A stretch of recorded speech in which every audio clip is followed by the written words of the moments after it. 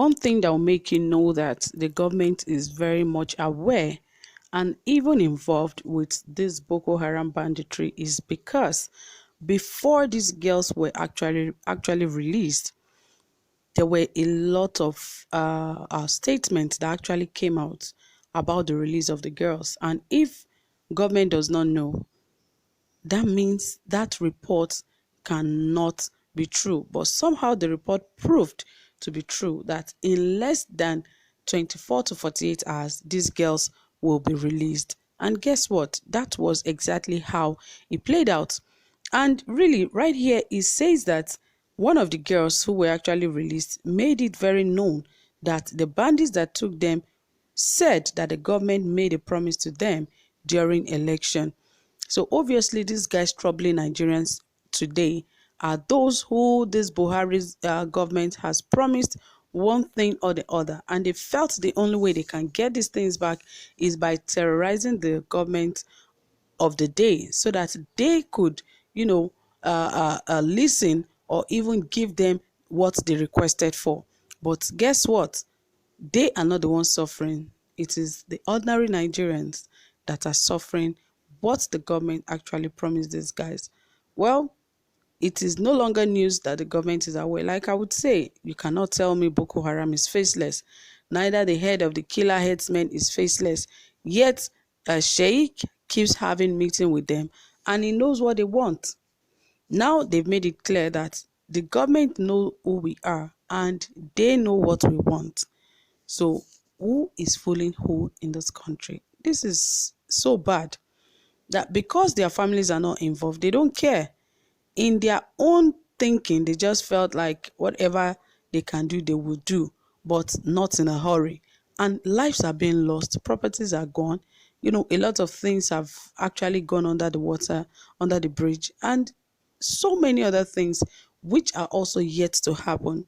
Our government are now negotiating with the lives and citizens of the country. Oh my world.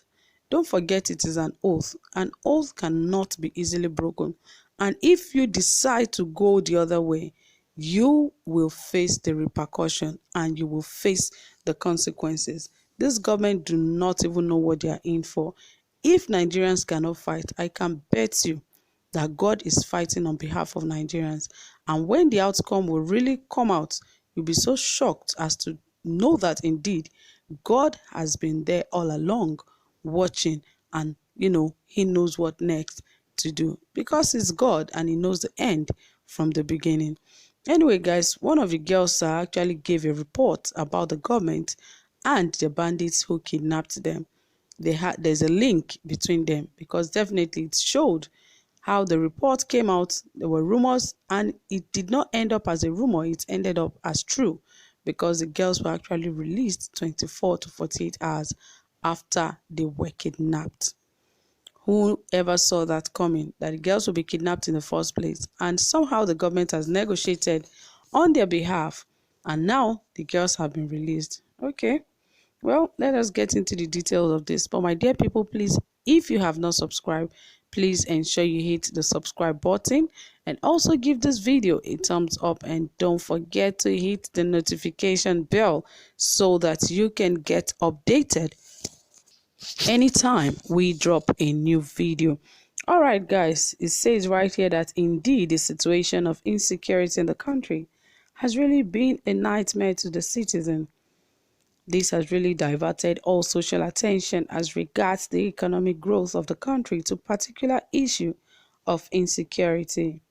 The reoccurrences of this act has led to a series of questions over the abilities of the security agencies and also to what is the challenge and where is it coming from. Just within a week, over 300 students were kidnapped, and this has caused serious uproar in the country with so many reactions on social media. On Friday and Sunday respectively, the abducted girls were released unhurt as an arrangement was reached by the government and the bandits.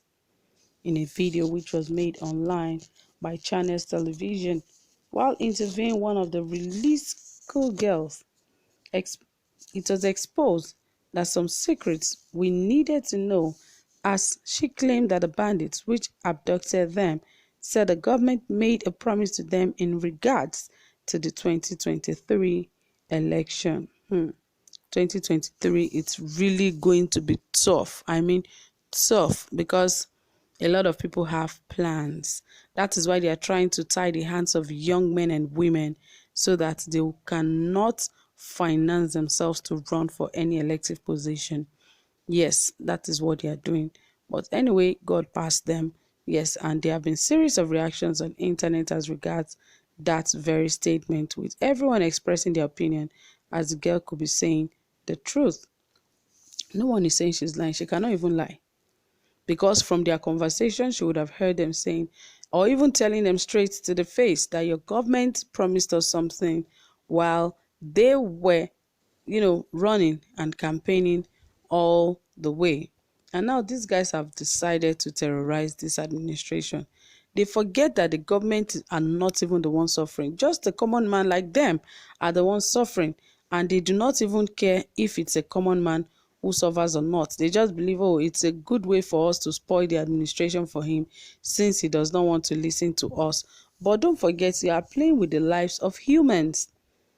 You imagine in a country like Nigeria, over 300 students can be kidnapped, and we say we are staying in a country. This is no longer a country. The last time, over 500 young boys were kidnapped, and so on and so forth. And we are here claiming that there's a country here.